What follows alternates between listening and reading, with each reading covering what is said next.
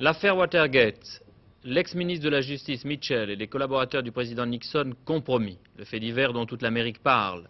Des responsables du Parti républicain et du gouvernement américain avaient fait installer des micros dans les bureaux du Parti démocrate avant la campagne électorale. C'est tout le scandale de l'espionnage politique.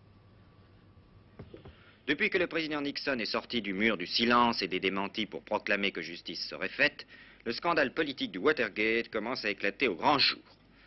Après l'avoir autrefois nié, l'ancien ministre de la Justice, M. Mitchell, a avoué qu'il avait été informé du plan d'espionnage du Parti démocrate, mais l'avait rejeté. C'est cette opération qui avait déclenché ce scandale à la James Bond.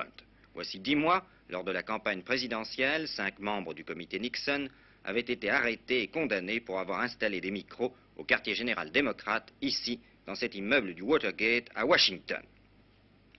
Les nouvelles déclarations de l'ex-ministre confirment ainsi brusquement les attaques de la presse et du Sénat qui avaient présenté l'affaire comme une énorme campagne de sabotage sciemment organisée par des officiels du gouvernement.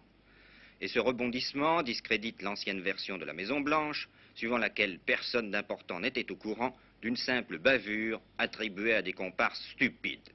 Après avoir tout bloqué, le président avait d'ailleurs attendu le sommet de la crise pour retourner la situation en se posant lui-même en procureur déterminé à aller jusqu'au bout. Du coup, on ne peut plus l'accuser de couvrir l'affaire. Personne n'imagine d'ailleurs que M. Nixon, politique éprouvé, y ait eu la moindre part. Mais il a été débordé par ses équipiers et cela pèse sur son régime.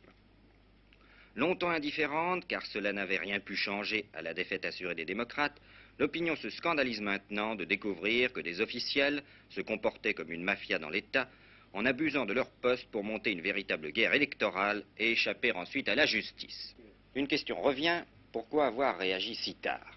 Quand il y a scandale, généralement on commence par dégonfler et étouffer, et sinon on sabre, souvent trop tard.